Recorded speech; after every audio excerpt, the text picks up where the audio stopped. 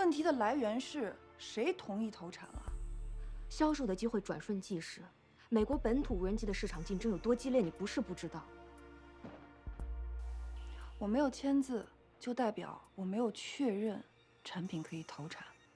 这次的问题，是你破坏了我们之间的分工，你破坏了我们之间的默契，破坏了极客飞行的规矩。不是只有你把极客飞行耽误了，我也是，我们所有的人都是。趁现在调高的消息还没有传到国内，原地解散吧。趁现在还是高价，赶快把公司卖掉，员工们就有一个好的跳板，股东们又有好的收益。你这个创始人一大笔现金在手上，哇，这真是人生的赢家。我也知道天气恶劣，现在这个地形的复杂，没有信号，出现调性也是很正常。我们回去再试飞一下，做试验，肯定会找到答案。那个黑匣子里的数据对我来说是独一无二的。特长，特长，特长，雨势越来越大了，这里太危险了，我们不能在这里待了。其实你可以先选择把眼睛闭起来，因为你先闭上眼睛，就等于你主动选择黑暗。那你平常在家怎么睡觉啊？睁着眼睛睡吗？开着床头灯睡。那你今天晚上就想象我是你们家床头的那盏灯。我呢，就在这里盯着你，不然我的钱就白花了。看咱爸那状态，周然被打得不轻吧？以后见到我们南家的人啊，就绕着走，绕得越远越好。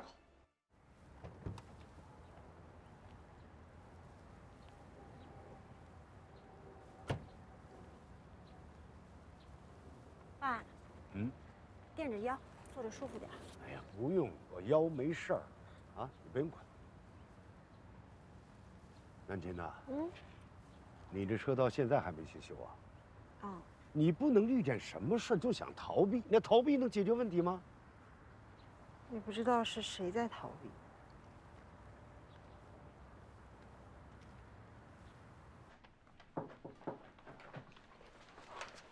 警察同志您好，我是南红洲的家属。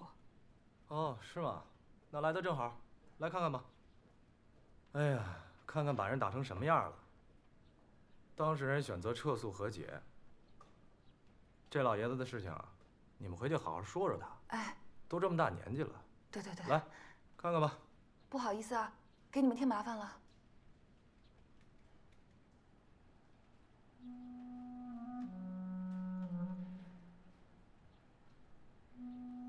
哎，你们家老爷子够可以啊。那是。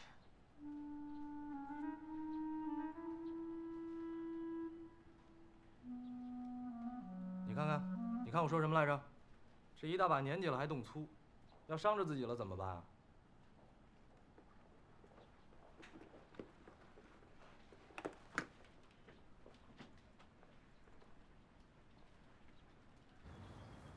小乔，姐，你注意点爸你腰啊！我刚才看视频了，那一下扭得不轻啊。啊，我知道。对了，我正好去修一下车，要不你帮着照顾一下爸？哎，我不用他照顾啊。行，我签完字就下来。我就在门口呢，你签完字赶紧过来。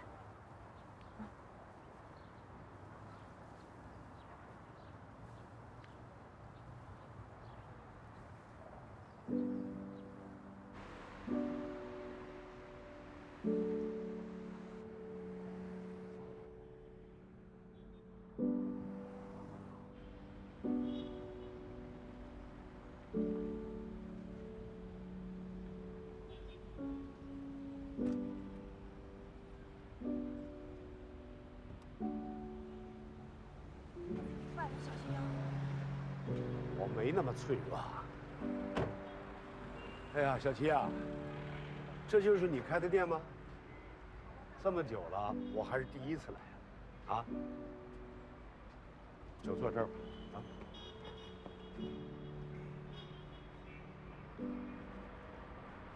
哎，哎呦，没事儿。哎呀，一个女孩子开一个小店养养宠物，又清闲又体面，多好啊！南伯伯，其实像南桥这样也很好，他有自己的梦想，又有实现梦想的勇气。您的女儿像您一样，真的很了不起。她没你说的那么好。其实南桥真的很厉害，远的不说，前天他去山谷试飞无人机的时候，还遇上了暴雨和泥石流呢，被困在山洞里一整晚。要是我，估计早就吓得没命了。但是你看他，还像个没事人一样，躲在我店里睡了一整晚，醒来还是满脑子做好他的无人机。你什么时候被困在山里了？不，那一天在饭桌上我说的什么？你要是为了无人机有个三长两短，你自己就是个笑话。你拿我的话当耳旁风了，啊？你以为你这样是科技报国，是为国献身？简直是胡闹！我去试飞是为了找出吊高的原因，我也不是一无所获，我是有收获的。你收获了什么了？啊？你是要全家人为你整天提心吊胆的，你还是想带着你这帮哥们儿一起陪葬呢？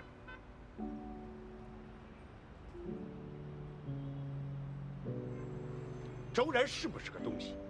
但你好好想他说的话，你除了这个破机器，你跟谁谈过感情？爸爸，周然的事儿能不能翻篇了？他是翻篇了，但你没有，你根本就没有吸取教训。你要是出了事儿，你不但对不起我，更对不起你的哥哥南四。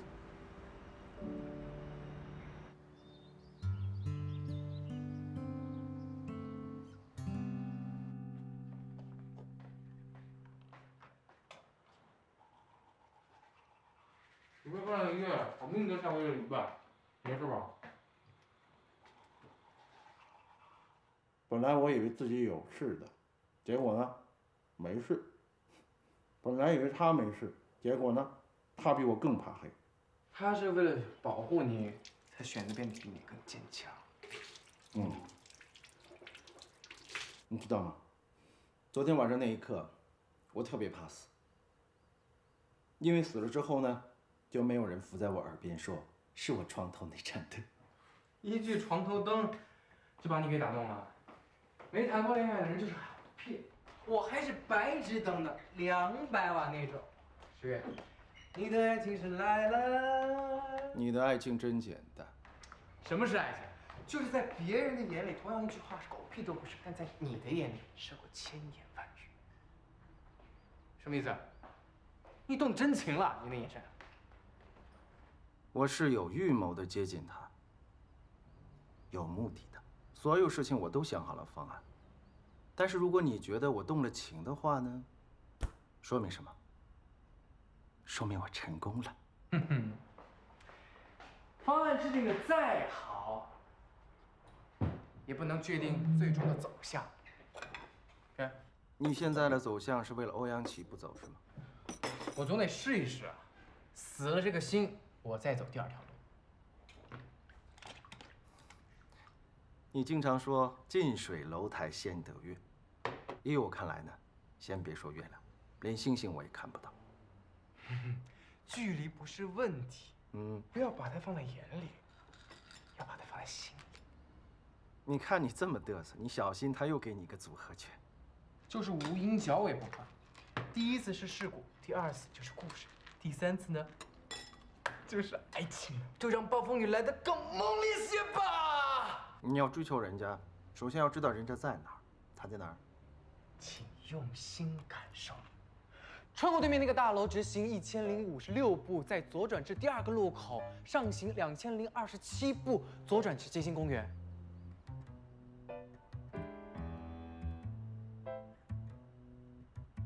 就可以远远的看到宠物医院了。记得这么清楚？那为什么要远远的看着呢？因为欧阳琦这个女人呢，只能远观。哦，我知道了，亵玩有风险，袭胸需谨慎，是吗？你经常说自己是科技人，为什么不好好利用自己身边的一些工具呢？什么？哦，危险系数低，成功几率大。你可以吗？手机给我，我去试试。为什么要用我的手机？做坏事怎么能用我的名头？当然用你10月的名头。我对欧阳琦没兴趣。你对南桥不感兴趣啊？对了，你记得让南桥呢把这个摄像头换成有红外线的夜视。换衣服去了。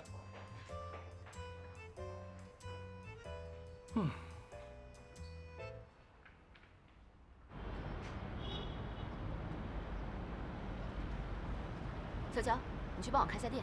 好。哎，南伯伯喝水。南伯伯，你看，这是我跟南思去旅行的时候拍的。他太忙了，他为了请这个假请了1年才请到。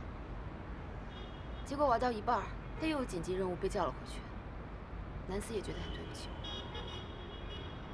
所以后来，他就决定留下来陪你。哎，那你们这些照片的合影？我怕他觉得内疚，我就跟他说，剩下的旅程我一个人走完也可以，到时候把它 P 上去就行了。这样以后回忆起来，就好像我们一起走完了全程。所以您现在看到的这些照片，其实都是我后期做的。小齐啊，南思喜欢你，这是他有眼光。可惜啊，他没有这个福气娶到我，我们南家也没这个福气。我这是老糊涂了，这都过去的事了，我还说他干什么？小齐啊，南思回不来了，就像你们这次旅行。他最终也不能陪着你走到终点。以后你自己的人生还要自己好好的走，知道吗？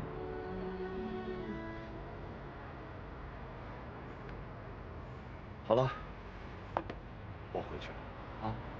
南伯伯，我送你。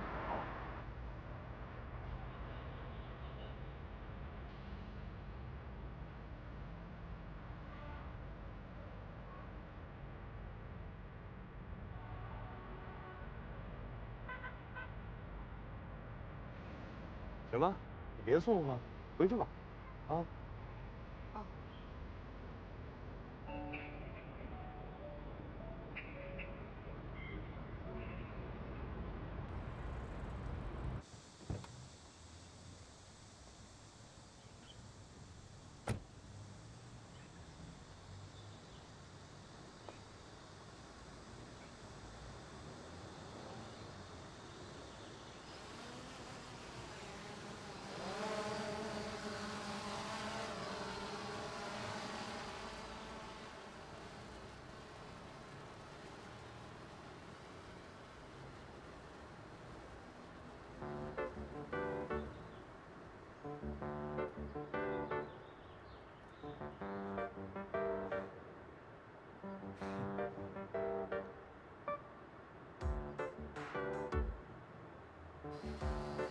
文笔曲去问问这个人为什么喜欢你的无人机。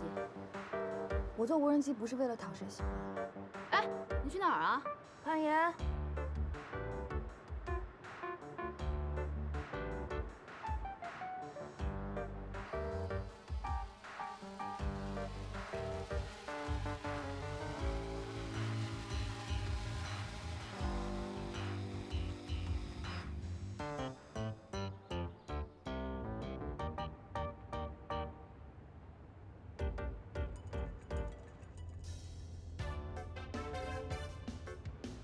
怎么了？你的霹雳女神没有把偷窥狂灭了吗？还有没打给我？是，我冒着生命危险给你打探到了消息，南桥要去攀岩馆，去不去就看你的了。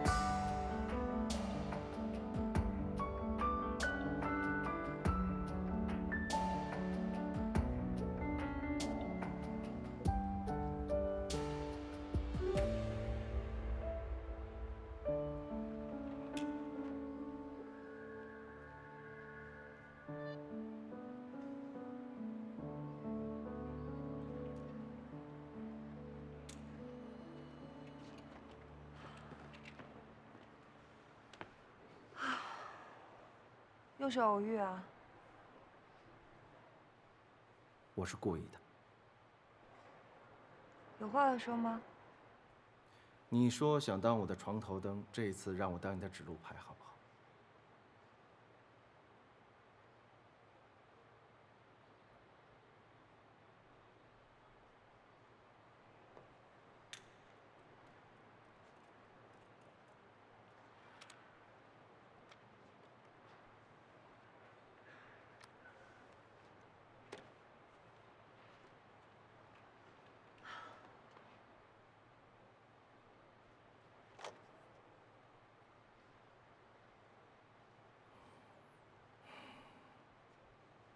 这种失身的戏码，我喜欢。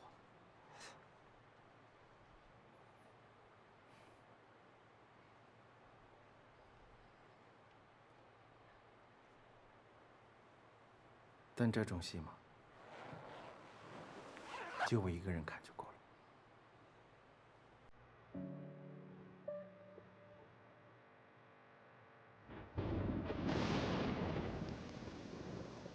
这就是你的指路牌吗？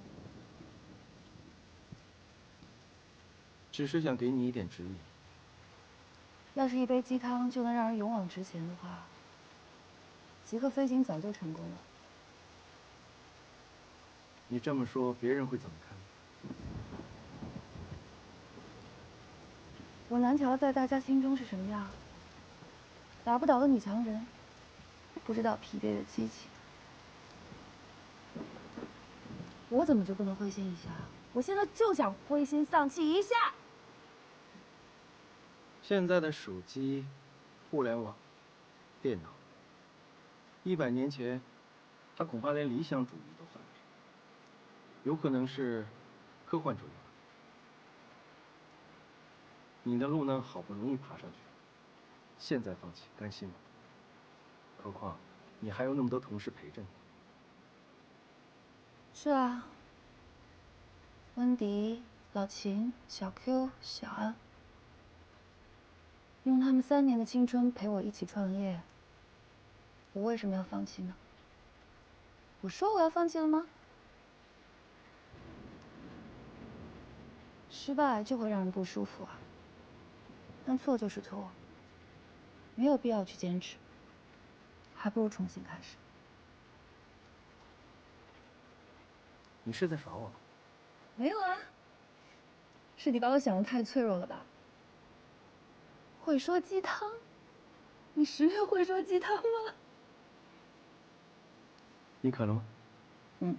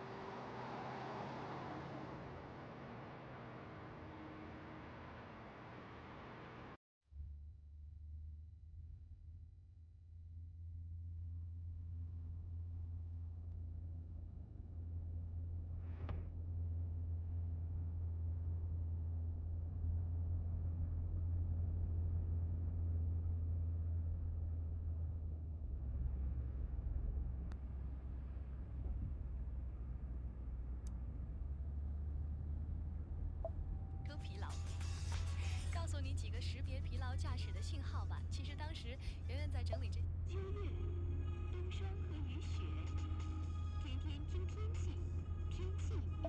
你对我有多重要，心痛也戒不掉。如果当作现在电台都放这么老的歌。这些歌蛮好听的，你不喜欢吗？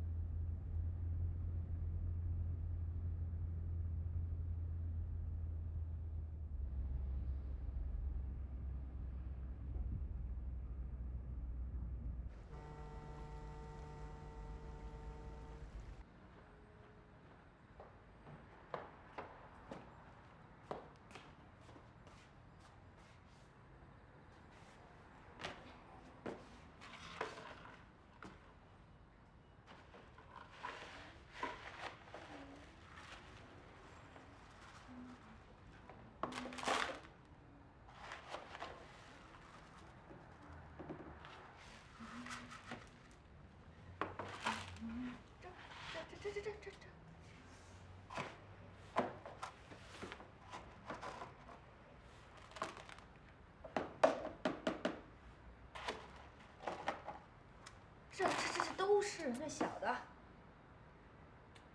还以为来了一个使唤丫头，结果是个监工。我得帮你看着点儿，万一客人投诉你呢？铲屎官不好当啊。怎么样，干净了吗？嗯，下一盆。你家里还有面膜吗？嘿，这么看来，周然那页在你心里算是彻底翻篇了。嗯。女为业绩者容嘛。现在回想起来啊，你跟10月在山洞那天晚上，你的失语症也没犯呀。看来这10月的治愈能力都快赶上我这店里的小猫小狗了。你这是夸人的吗？不过通过那天晚上的事情，我分析，我可能是遇弱则强体质。其实那个10月，我倒是也听说过一些。说来听听。你变八卦了？这不闲着呢吗？那个男人啊，很不一般，也很不简单。当然，我也只是道听途说，也不能全部都当真。说到底，我也是想让你少走点弯路嘛。懂。他大约20岁的时候，父亲就去世了，家里面欠了高利贷，他就离开学校打工赚钱。他比你大个3、4岁，这样算起来，那时候你是不是还在德国念书啊？对比一下，是不是天差地别啊？天差地别是有，但是没有高低贵贱。后来他遇见了一个贵人，赚了不少钱，中间不知道是出了些什么事儿，然后他就从那个贵人那独立出来了。没了。这不就是一草根的成长史吗？有什么特别的？那贵人是个女的，所以，我是说你蠢还是说你纯啊？非要我说的那么直白，你自己也不好好想想。就10月这长相，这身材，光靠脸吃饭都能吃几辈子了。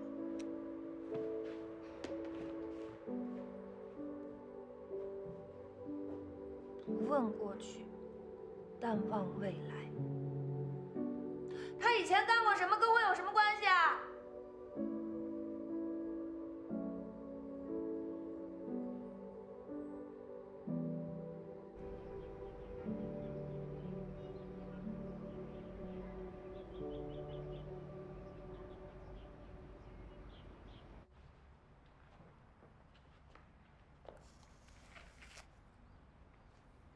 你真的把泰哥的账目交出去了？交了。像安姐县里，这份情是不是有点不是时候？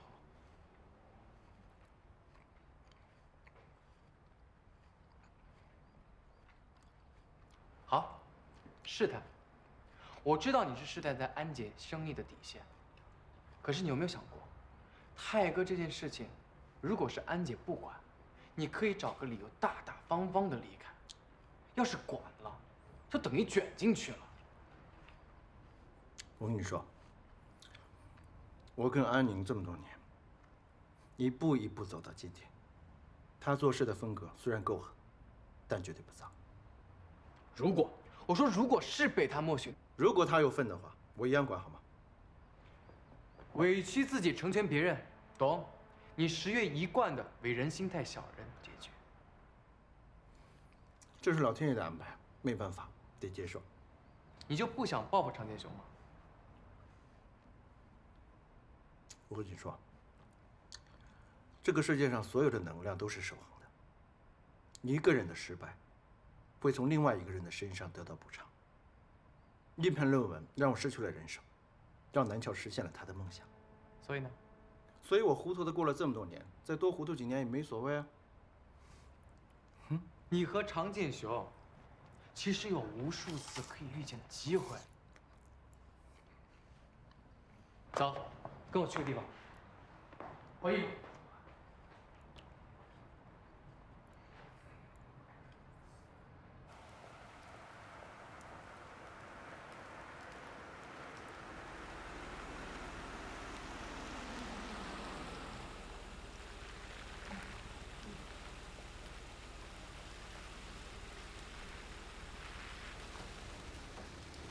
还记得这里吗？想忘也忘不了，差一点，我们就不会认识。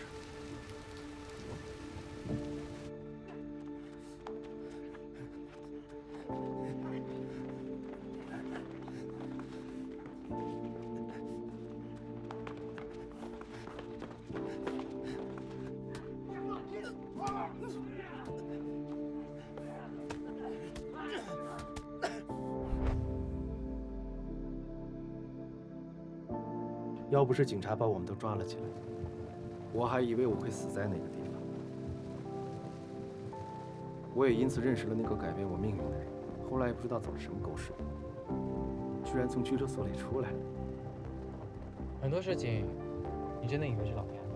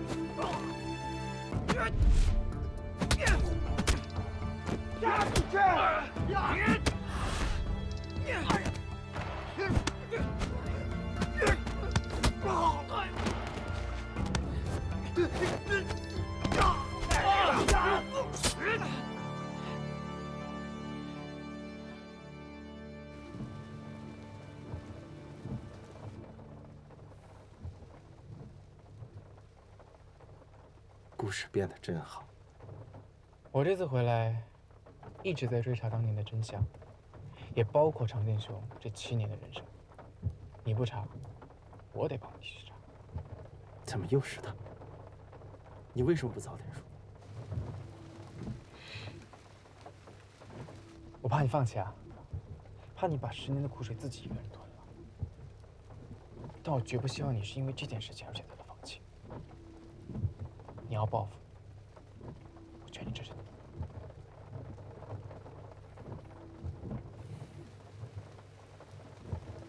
那我要是放下了呢？那我就继续陪你在戏里活度过几10年。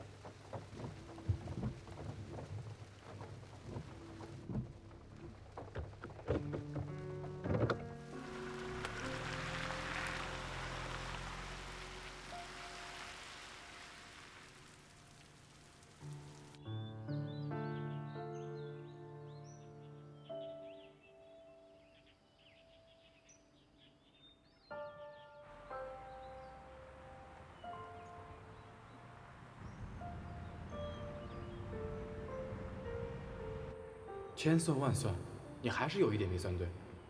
你利用南桥所有的手段，原来都是你真心的。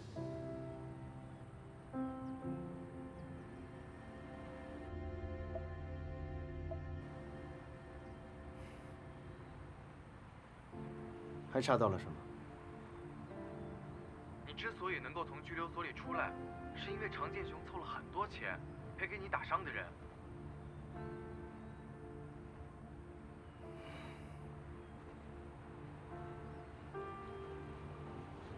查厂市的行动全都停了吧？因为常建雄？不是，是因为南桥。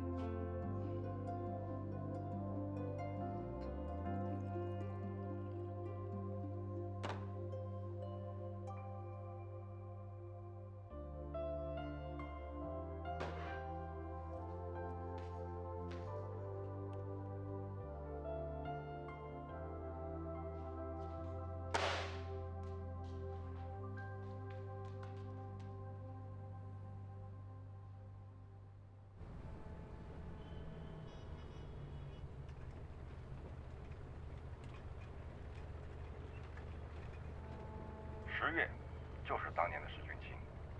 石俊清，我看阿宁也不知道他的10月还有这么一段过去。其实，石俊清的改名还有一个根本原因。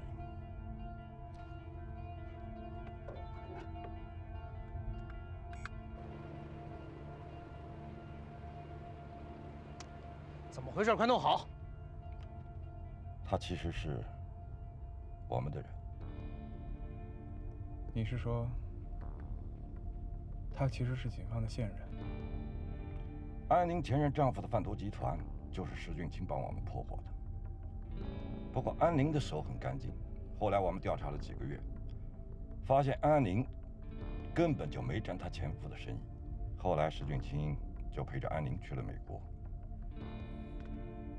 那现在呢？他还是不是？早就不是我们的人了。当时我们本意是想帮他恢复身份，没想到他竟然拒绝了。这也是他为什么会改名的原因。好了，哥。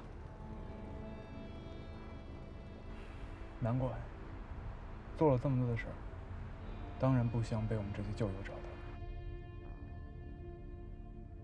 你找到他了？准确的说，是他一直在找我。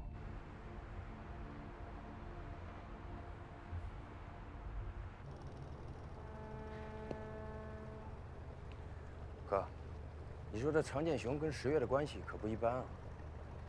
看来这张牌，我们是答对了。什么？我的账本。10月，你个王八蛋，跟我走！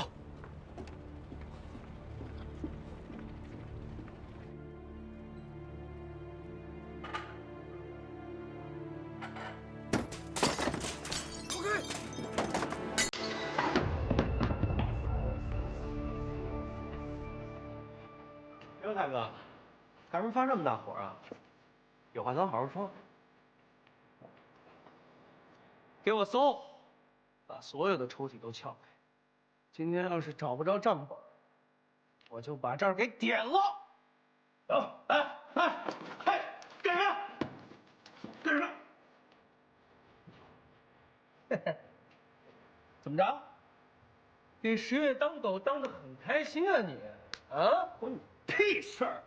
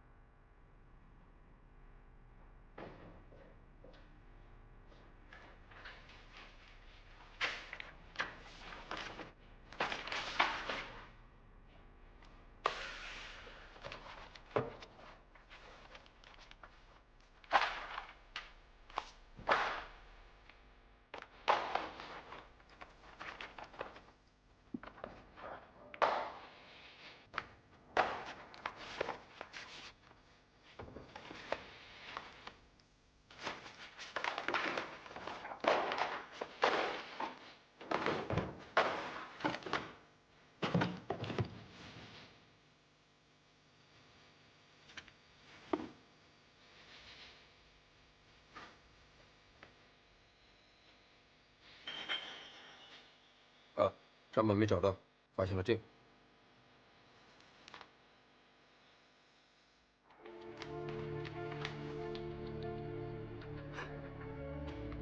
有意思，这事儿就有意思。这样，你去把咱们的常氏的大少爷，我们的好兄弟常建雄给我请来。哥，我这话他不信，帮忙。他不是跟咱们玩那套什么兄弟情深，不让咱们动10月吗？你就跟他说，我请他来，让他好好看看我是怎么慢慢折磨10月。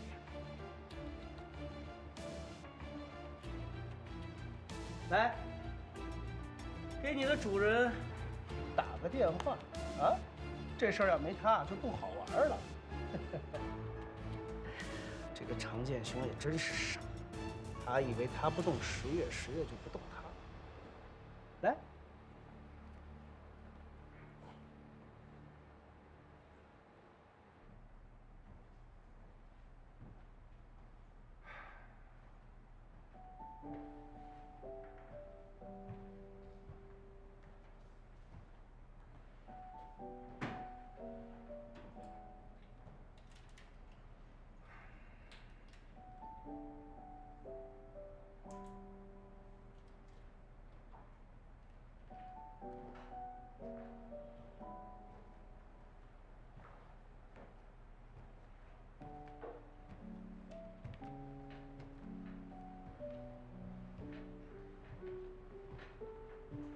这么黑也不知道开个灯。哦，忘了。啊，感谢爱迪生，明亮的感觉真好。只知道感谢发明灯的人，那开灯的人呢？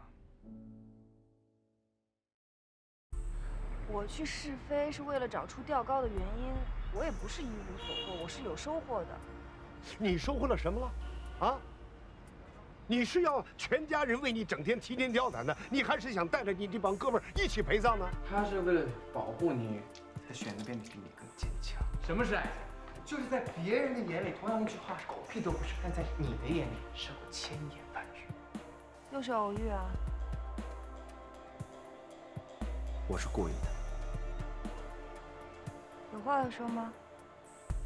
你说想当我的床头灯，这一次让我当你的指路牌好不好？这个世界上所有的能量都是守恒的，一个人的失败会从另外一个人的身上得到补偿。一篇论文让我失去了人生，让南桥实现了他的梦想。那贵人是个女的，所以我是说你蠢还是说你纯啊？非要我说的那么直白，你自己也不好好想想。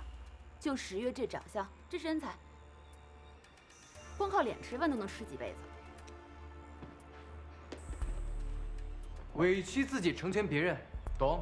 你10月一贯的为人心太小的人结局。给我搜，把所有的抽屉都撬开。今天要是找不着账本，我就把这儿给点了。我跟安宁这么多年，一步一步走到今天。他做事的风格虽然够狠，但绝对不脏。来，给你的主人打个电话啊！这事儿要没他就不好玩了。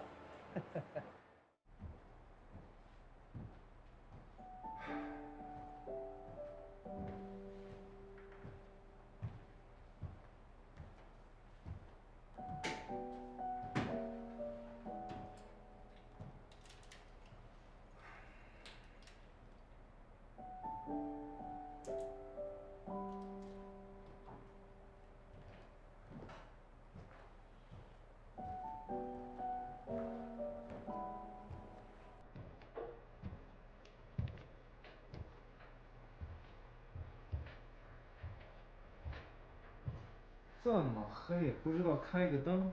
哦，忘了。啊，感谢爱迪生，明亮的感觉真好。只知道感谢发明灯的人，那开灯的人呢？也谢谢你。你怎么这个时候来公司了？我以为公司没人，想过来待会儿。我听说你正在研究黑匣子，早知道你在这儿，我就不过来打扰你了。别啊，正想找你聊聊呢，找到问题了。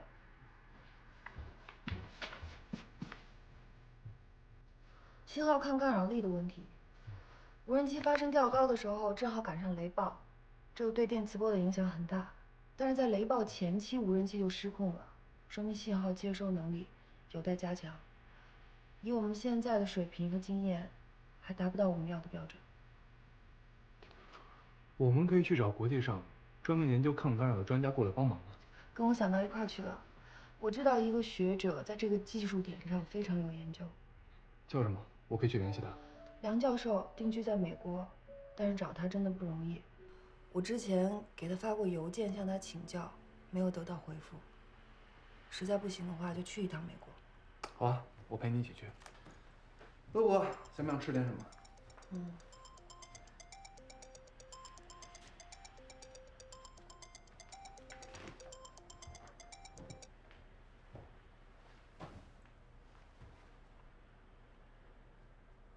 嗯。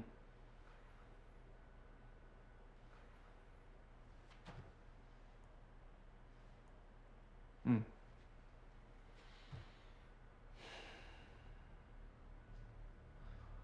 好，我这就过来，你先别动手。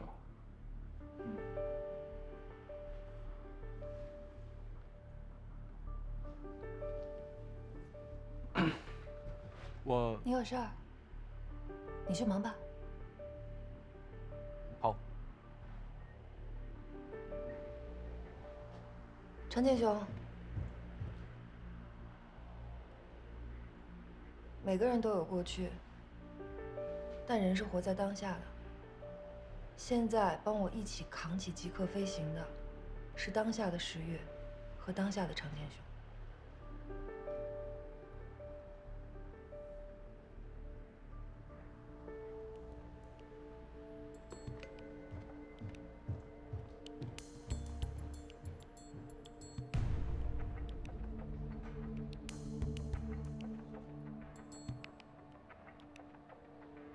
十月，你跟我说实话，你把我的账本放哪儿了？你办公室我已经找过了，你是不是想让我去你家找？给了安姐。什么？安姐没有告诉你吗？你小子太不地道了！都别动！陈建雄，你自己好好看看。你把10月当兄弟，他只把你当冤大头，你快家破人亡了！我和10月之间的矛盾，跟你没关系。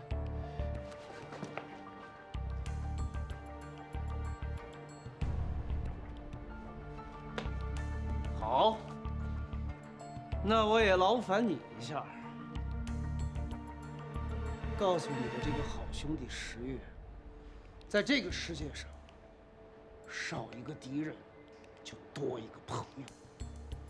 否则的话，我的手段他也知道，你自己好好看看。走。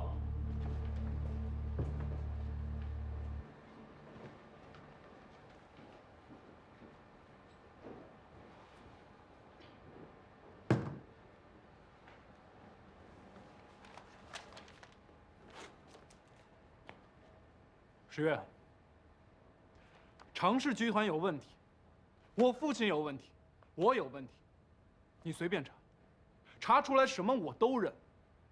但你想用这种方式把我踢出极客飞行，不可能。你还看不看他？看啊！你不看的话，赶快把资料拿走，不要浪费了泰哥一番心意。我跟你说，如果你选择跟泰哥这些人混在一起的话，小心大错变。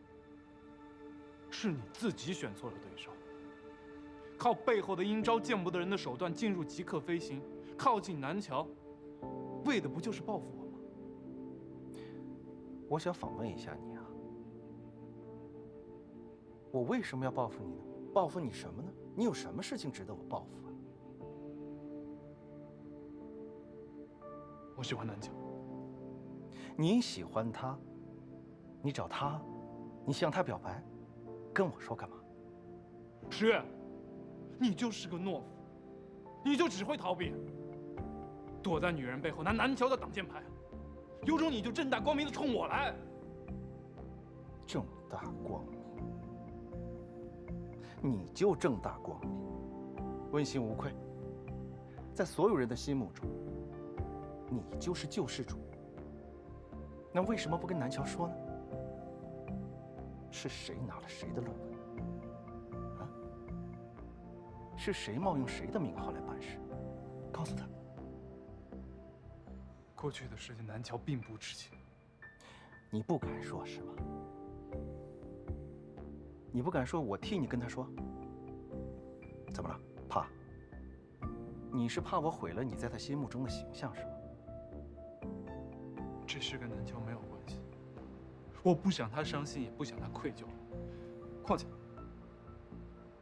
他不应该为你受过的伤买单。那你买啊！我会付出任何代价来赎罪。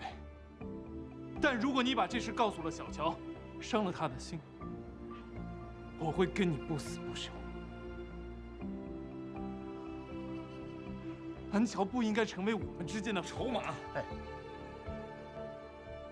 我从来没有当她是我的筹码，我一直把她当做我的女人。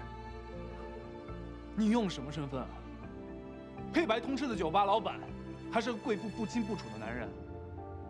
南桥的过去是一张白纸，而你的过去，你自己敢看吗？就算过去的错在我，但这一切都不可能被改变了。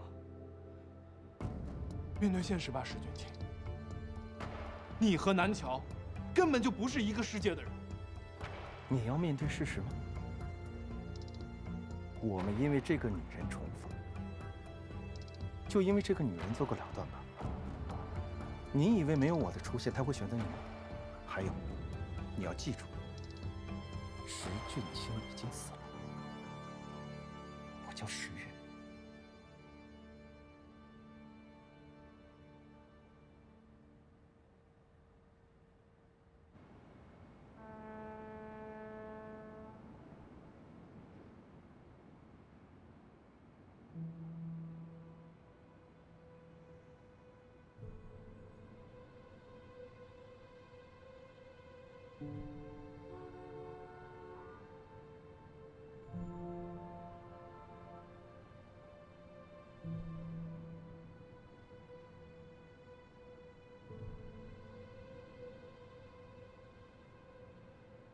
喝吗？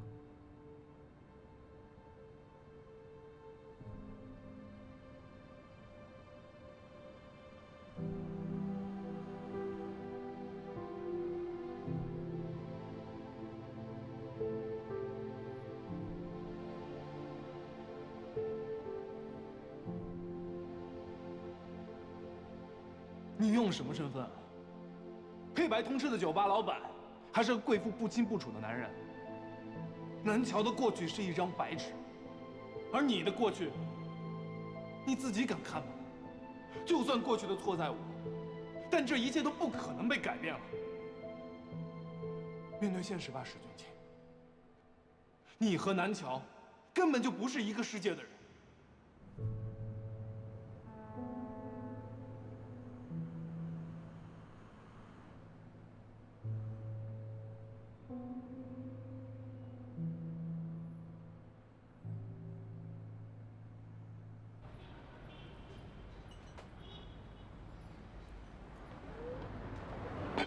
哎，够。好，谢谢啊。马先生。哎。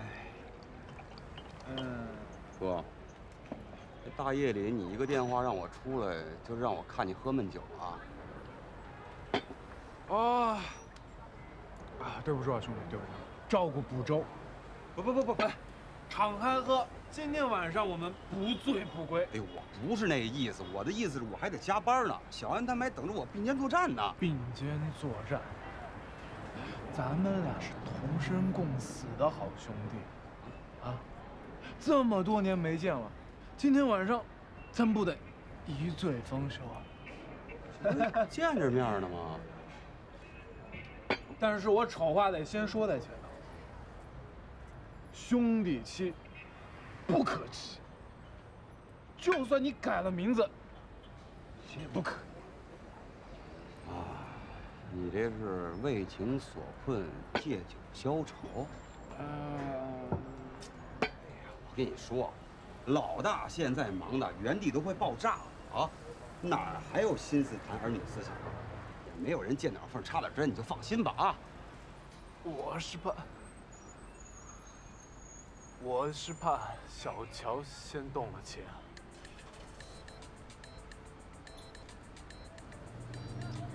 老大，啊，喂，老大，什么？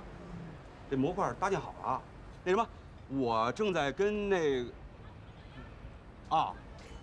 我现在正在去公司的路上。对，一会儿见啊。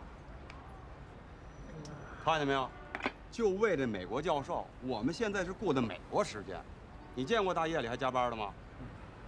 你们老大还挺器重你啊。现在是攻坚时刻，是不是？是个人手他都需要帮助。我和你回去帮你们老大。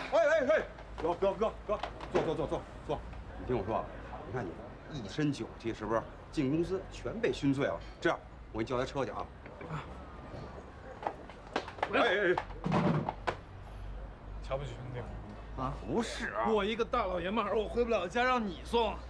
不是，我忙去。你少喝点，少喝点。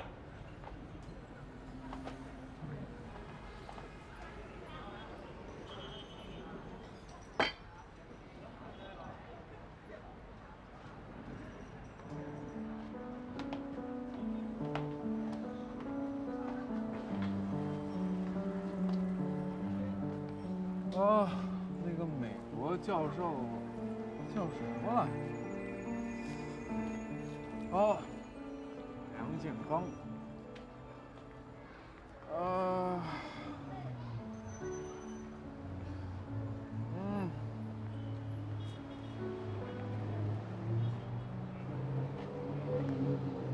哎，老常，给你打听个人啊。叫梁建刚啊，我看他的履历跟你入伍的时间差不多，你应该认识吧？什么？还有你不认识的？你只要帮我找到这个人，你要我干嘛我干嘛，无条件服从。是。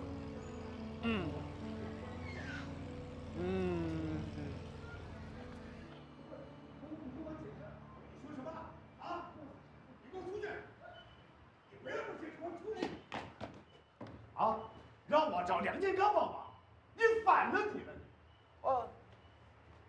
不是，我。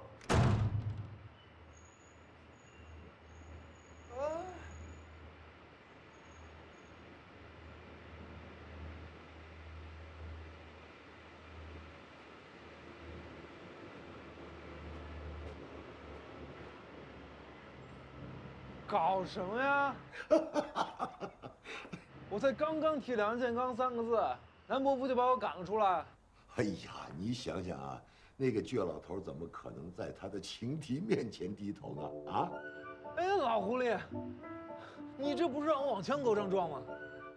哎呦，我怎么可能让我们家的小常董事长挨枪子儿呢？啊！不过你要想清楚啊，谁才是你的亲爹？你，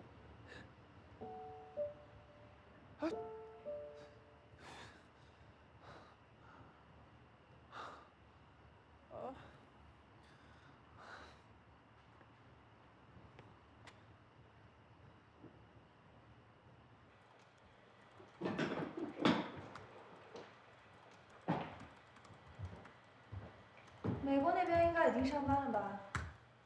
老大，这电话是不是假的呀？打了好几天，根本没人接呀。接着打。哦。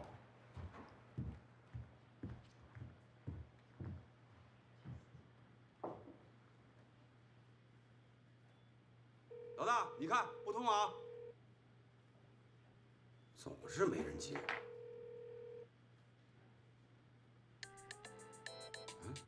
不许，打过来了！哎，通了！老大，通了！他们主动打过来了。Hey, this is Nanqiao from Future of China. We are experiencing altitude drop problems with our drones, and I'd like to get some advice from Professor Liang. I hear he's traveling to China soon. Can I make an appointment with him? Hi, Miss Nan. Professor Liang will be back to China 3 days later. It will be so kind of you if you can pick him up from the airport. Can you do that? Yeah, sure, of course. That would be great. Can you give me his flight number? I'll send you an email about it. I'll be there on time. Can't believe he's agreed to see me. I didn't even say much about our product. Well, we've already known enough. Thank you so much. Bye. Okay, bye-bye.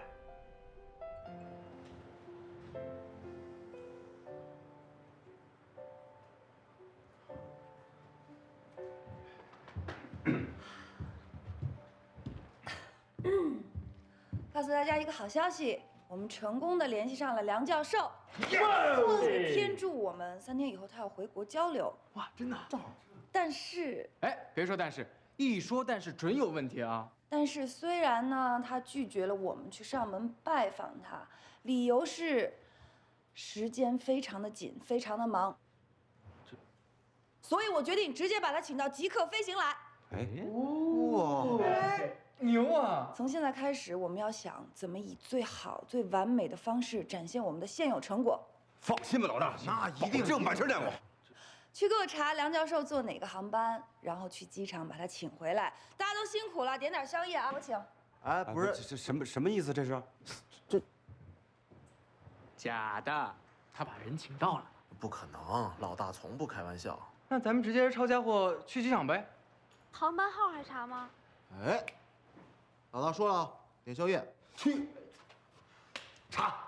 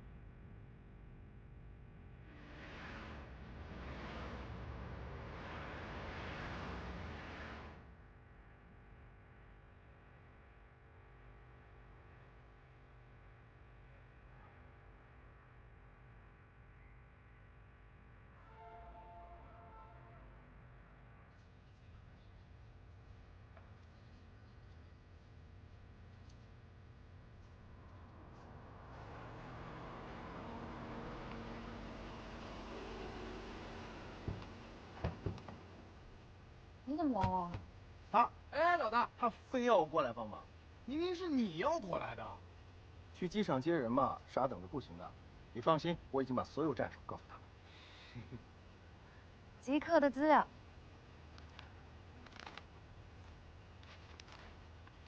加油啊！等你凯旋归来。啊？我自己去？嗯，当然了，你得到了我所有秘传，靠你了，大胆去啊！我们先走了。哎。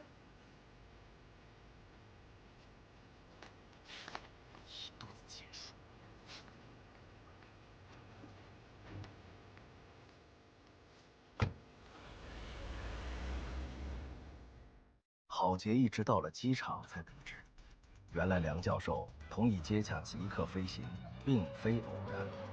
这一切都亏了温迪在幕后的苦心经营。原来，温迪已经瞒着众人，抢先一步找到了梁教授，凭借3寸不烂之舌，才将他说动了。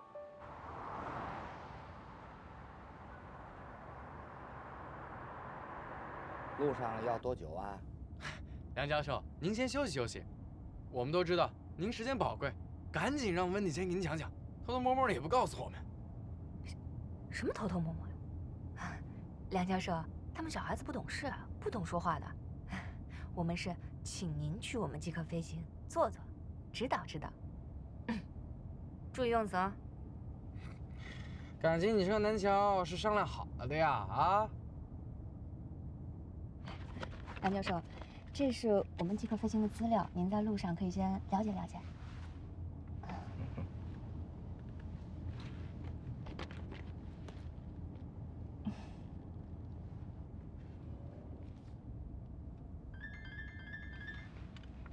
哎，你回国了，那赶紧回公司啊！温迪，我们现在特别需要你。公司有重要的大事吗？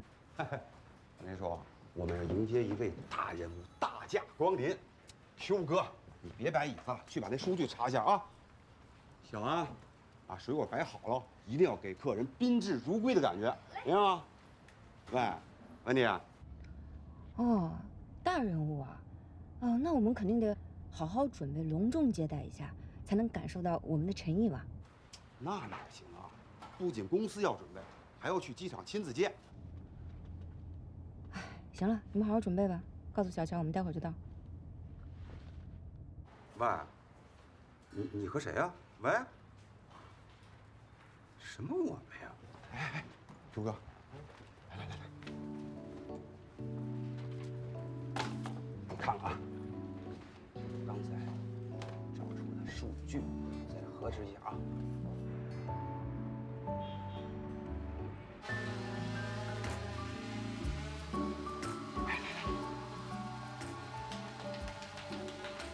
欢迎梁教授帮我们开启飞 2.0时代。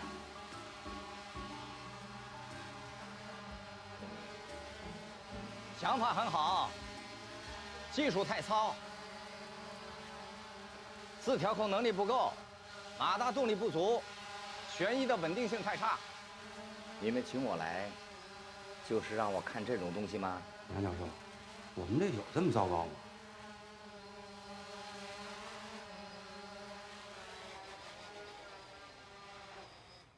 看来你们并不知道问题出在哪里。既然如此，你们让我来干什么？这么糙的产品，你们还摆一桌吃的喝的，我们这是要先开个茶话会聊聊天嘛？好了，我不陪你们浪费时间了。梁教授，您留步。其他失礼的地方，回头一起向您道歉。但是这次请您来，是真心实意的想向您请教一些问题。视频。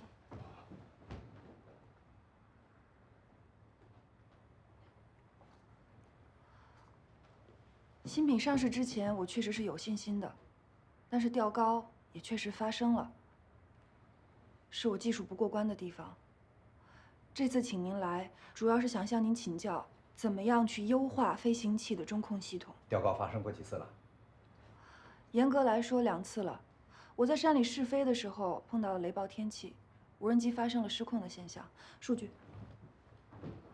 但是我们在找回来的黑匣子数据里已经发现了问题，只是以我们现在的技术，无法独立完成系统修复。还不赖。您是什么意思啊？小姑娘，你的技术不怎么样，资历马马虎虎，但是在我看来，你至少还是一个有点坚持的人。遇到雷暴天气，你敢进山把自己的黑匣子找回来，从这一点看来，你做我的学生还不赖。您的意思是？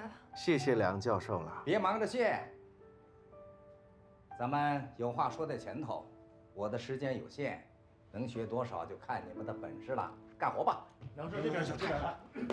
快！梁教授。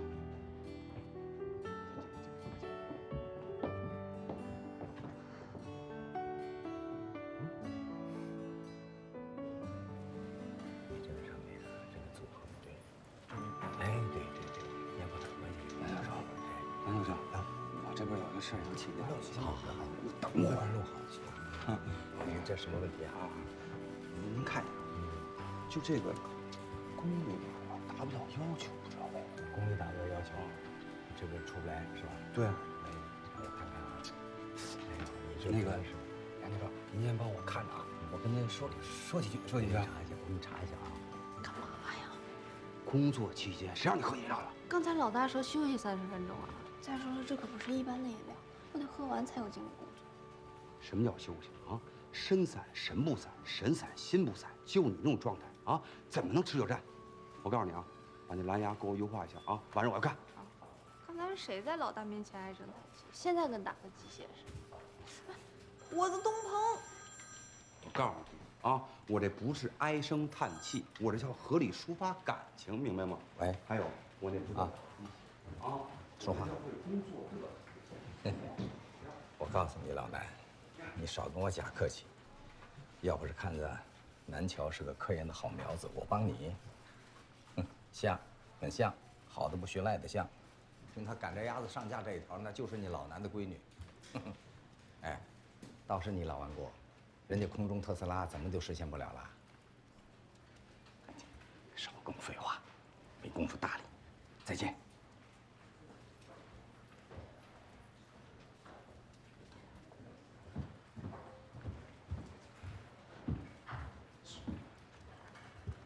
你刚才错过一场碟中谍的好戏，知道吗？那个梁教授，应该跟你老爸是老相识吧？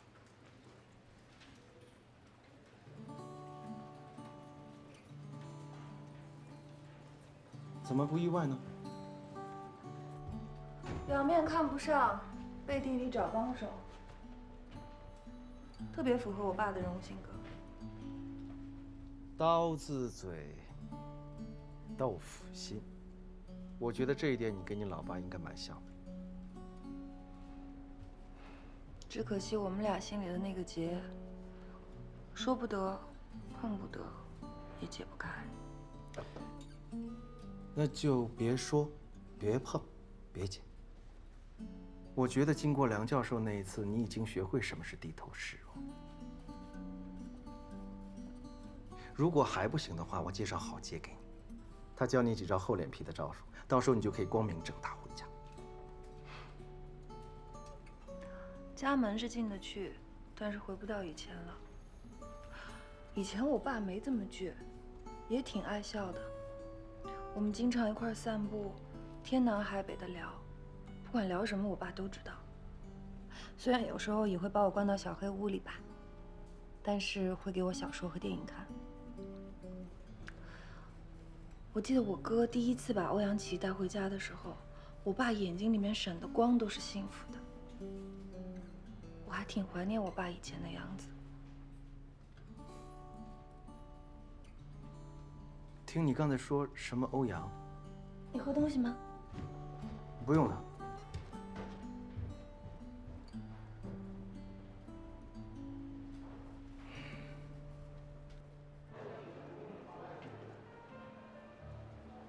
这是我们新款的眼镜。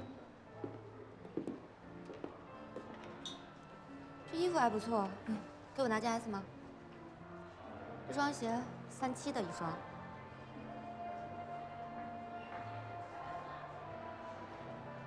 这是阿托斯包包，我们今年的新款，全手工。还有其他颜色吗？就这一个。他挑的这些东西我们都要了。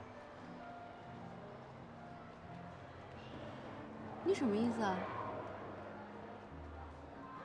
意思就是，不是没你不行，但是有你更好。我全要了，谢谢。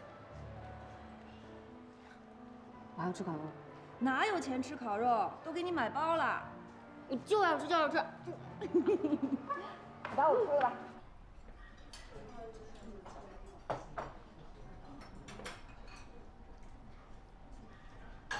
怎么样？时间再控制一下，短10秒钟，更嫩。那你就吃这个呗，刺身更嫩。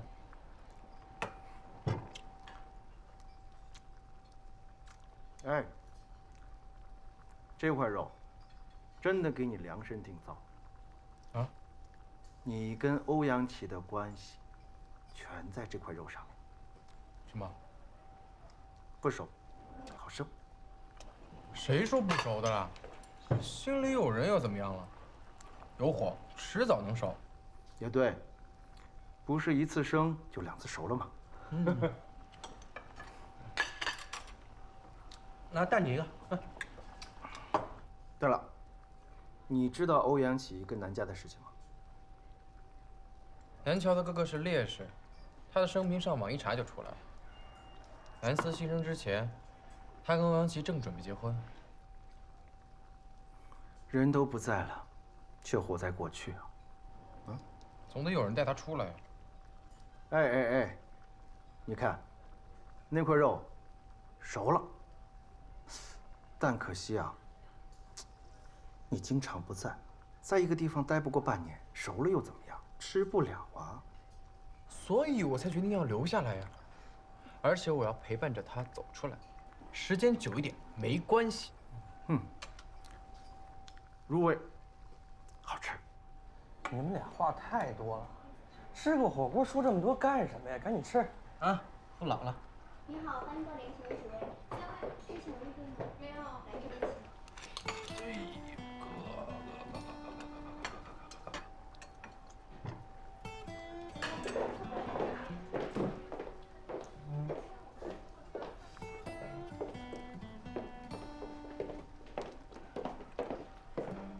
所以啊，这麻辣火锅没什么特别的，只有这麻辣妞的麻辣身材那才够劲儿，太刺激了。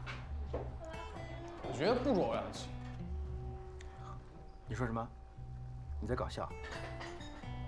我打个比方，就像这火锅，会吃的人都知道，看似热油翻滚的地方，其实是最清淡无味的。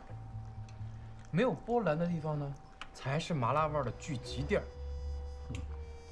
所以啊，这激情澎湃没有什么特别的，就在这平静的表面下，那才有十足的亮度。所以我看的是它的本质啊。我们一起去看它的本质吧。嗯，好。服务员，服务员，加点茶。哎，好的。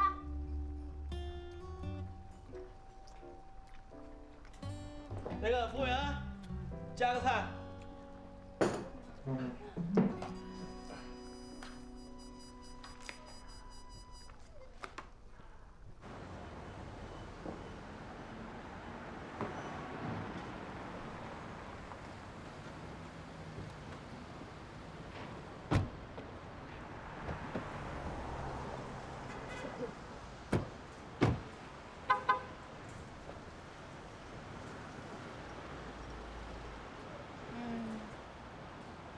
哎，这狗是不是对我有意思呀？别想多，他看什么都有意思。你为什么不把老大、老二、老三都带过来？这样我就可以去找王阳奇了。过来。没事，你大胆进，啊，就说你有病了啊。你才有病！哎，过来！你确定这店里有你女神吗？进去，我们在这等你。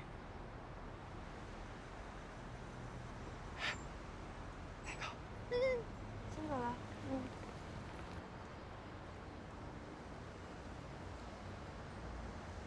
你们3个人怎么在这儿啊？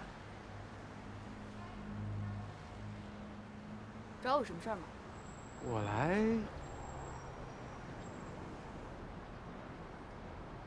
看病。你来这儿看病？他来看病，那你呢？带他看病。你带郝杰来这儿看病，你们3个病的都不轻啊，预留一个时间给他们好好看看吧。哎，梁教授那个奖励，那顿饭，你先好好看病吧，病好了咱们再吃饭。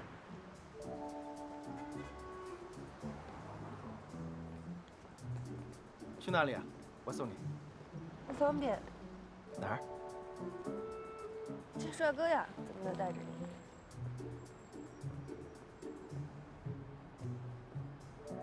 你在找什么借口呢？看什么病？有病！明明是你先说的，懂不懂什么叫私有关系？现在是男人尊严的问题，明明是智商问题。哎，没瞎吧？就这个，哪有这个呀？我上车了。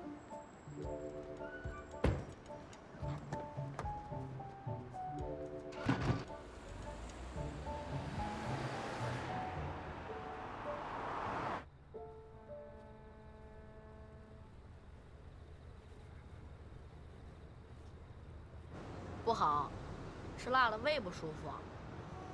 那吃面吧，面好消化。不行，面多菜少，性价比太低。吃炸鸡？垃圾食品会影响我发育。你什么时候觉悟这么高了？你是不想吃吧今天？哎，那咱俩就什么都别吃了，减肥啊！万万不可！我没有，我看着你1日3餐都不能少。你什么时候站你妈那头了？作为一个女人，你就不能买菜烧点饭吗？还好家里有这个酸奶，才能暂时安抚一下我敏感又挑剔的胃。像你这种生活弱者，就应该找一个10样全能的男人。第1项标准呢，就是会做饭。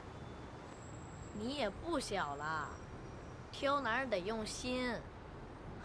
用心找的男人什么样啊？这个不错，是精品中的极品，身材好，一看就爱运动，说明富有生活激情。养了狗，还是3条，说明懂得生活乐趣。手里拿着菜，说明会做饭。还买了我最爱喝的酸奶，说明和我一样讲究生活品质。最重要的是，一看就没有女朋友。小易，有机会。你从哪儿看出来他没有女朋友啊？单身狗，单身狗，要是有女朋友还需要狗陪啊？小姨，中间那条狗好像认识你。何止中间那条？哦，你就是那个你小姨所说的帅哥是吗？那我们重新认识一下吧。我是你的小姨的变那栋楼的男朋友。追到山里，守在小区，还带着3条狗。